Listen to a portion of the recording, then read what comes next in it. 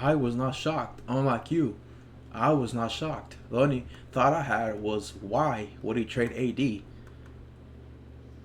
for Luca? De'Aaron Fox was put this emoji, but he's not even a Sacramento King anymore. He's a San Antonio Spur now. There aren't many things that can stop the entire NBA world in its tracks at 10 p.m. on a Saturday night. Did someone score 100 points? Did LeBron hastily retire in the middle of the season? What, did Michael Jordan come back out of retirement? What could possibly get everyone riled up out of nowhere? Oh my God. We all said in unison as news broke that the Mavericks I was not like, oh my God. I was, oh my God. AD. traded Luka Doncic for Anthony Davis. I couldn't believe what I was seeing. I figured this was just some big elaborate hack job, and I was waiting for follow-up tweets saying, false alarm, the Mavericks actually aren't brain dead. I can't believe you guys fell for it. But within minutes, it was clear that this trade was unfortunately very real, and the Mavericks are in fact out of their minds. The same player who Mark Cuban said he would rather leave his wife before giving up, the same player who was Wow. Did he actually say that? responsible for a third of the organization's finals appearances, the same player who by the grace of God miraculously fell into their lap 7 years ago, is now gone. And after looking at the reported details of this exchange, how it went down and who was involved, this is, without exaggeration, the most shocking trade in NBA history. Could be true. That's true. Could be. Today, theorize. Now that we've had about a day to digest the Luka AD trade, by now the reality of the situation should be setting in. It has not. A trade so insane that fans are now theorizing if the league did it for the sake of ratings. Imagine concocting a deal so heinous that your fans literally think you're doing it for clout. That is how crazy this trade is. And there's about a dozen reasons why this is legitimately the most shocking deal we have ever seen. First, according to multiple sources, none of the players even knew this trade was happening. Not Luka, not Anthony Davis, not even the Lakers GM LeBron James. As some sources put it, this deal materialized in the shadows. In the shadows? What is this, the Illuminati? What do you mean in the shadows? And turns out this was the cleanest way this deal could have gone down, because the next component that makes this truly the craziest trade to ever happen, Luka never requested a trade. He's been in Dallas his entire career, and outside of a few rumors, nothing suggested he wouldn't be a lifer in that organization. There wasn't any buildup, there wasn't any reports of a disgruntled Luka making demands. It just happened out of the blue, which is reason number 3. The Mavs just traded away a top 3 asset in the NBA without even shopping him. No bidding wars, no asking around and assessing other offers. They just made the call to the Lakers and accepted the deal. Can you imagine the haul Dallas would have got if they actually shopped Luka around the league for a couple of months? Oh, you want to give us Luka? Here is our entire franchise, the players, the coaches, the building, the staff, my firstborn child. Take it all. Thanks for doing business. I'll figure out the details later. If Rudy Gobert is worth 2 starters, 5 first rounders, and a pick swap. If Mikal Bridges is worth 5 first rounders, a second rounder, and a swap. If an aging Paul George is worth a rising SGA, 5 first round picks, and 2 pick swaps, can you imagine what a prime Luka Doncic would have fetched to the right team? Oh wait, I know, a 31-year-old Anthony Davis and a thank you note.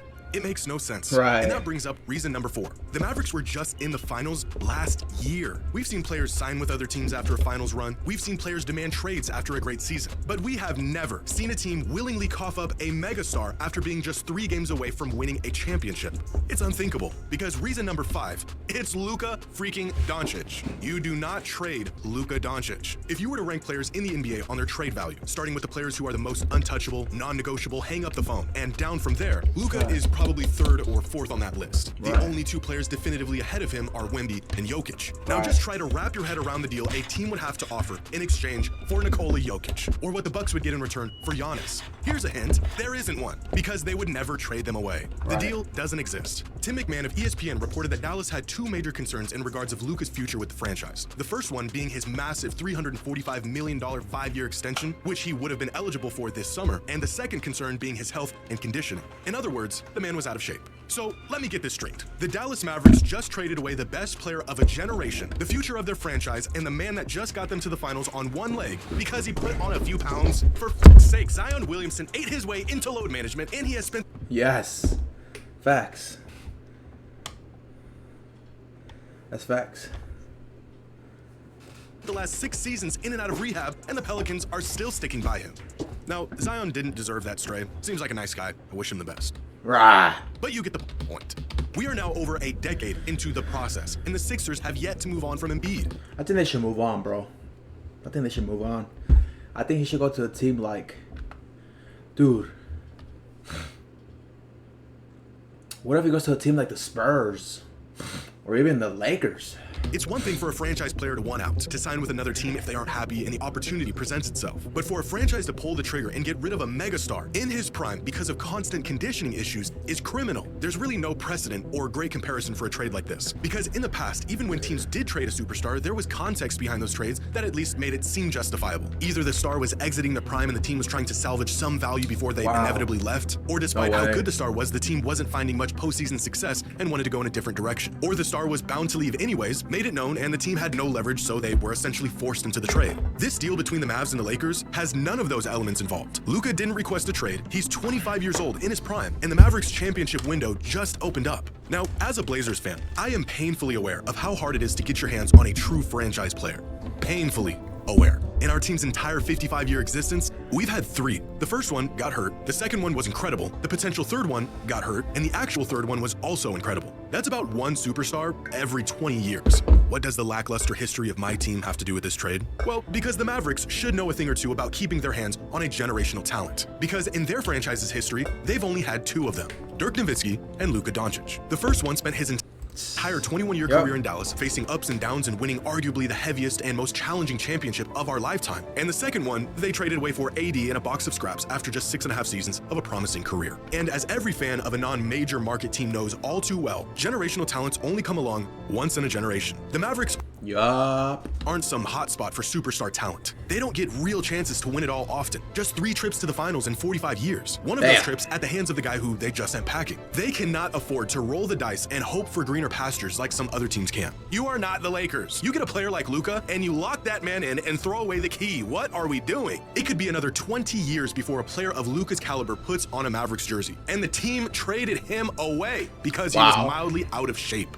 It makes me sick. This is coming from a desperate man who's got 18 years left before I see another Dame. Which brings us to their second concern. Again, according to sources, the Mavericks were not keen on giving Luka an extension that would have made him the highest paid player in the league. But if the third best player in the world, who gets better in the playoffs, is a perennial MVP, better in the playoffs. That's not many players get better in the playoffs. candidate who's hitting his prime isn't worth paying, then who the hell is? Dallas said that this was a win-now trade, an oxymoron of a statement considering who they just traded and where he just got them last season, but superstars win championships. Superstars also cost a lot of money, and if you're not willing to empty your pockets, how committed are you to actually winning? In what world has being cheap ever won a team a title? It just seems completely counterintuitive to what they're trying to accomplish. Now, the implications of this trade for the Lakers are just as drastic, but for entirely different reasons. For starters, this will be the first time in LeBron's entire career, youth, high school, NBA, a lifetime of basketball, where he won't be the best player on his team, which is already a huge adjustment for him and the team as a whole, but specifically because Luka and LeBron essentially do the same exact thing. Oversized on-ball floor generals with elite scoring abilities. In fact, they not only have this same skill set, they take on the exact same roles on the court. LeBron has always initiated the offense, even if it meant relegating point guards to other positions. And this usually worked in the past because no one did what LeBron could do nearly as good as he could do it. But now there's a guy who can do what LeBron can do, only better. So that means unless... I don't know about that. I would argue the only thing Luka can do better is shoot threes. But everything else... Yes, Luka's in his prime, so yes, he is better than LeBron right now. But I still think LeBron is the best player because of his athleticism. Unless Luka and the Lakers are okay with him getting neutralized, LeBron will have to truly play off ball and within the... He's fine with that. He did that this season. We see there is clips out there of him playing that certain role, and he's okay with that because he's still a threat when he drives for a dunk, layup, or a pass. Of the offense for the first time in about 2 decades. 2 LeBrons on one team. Sounds great in theory, probably a bit redundant, which leads me to believe the Lakers are actually... The only thing that people are forgetting is that Luka, although he's good at driving too, he's not much of a threat because he doesn't drive with much force and he doesn't have that much athleticism to dunk on you. Even though LeBron's athleticism has faded, he can still dunk on people.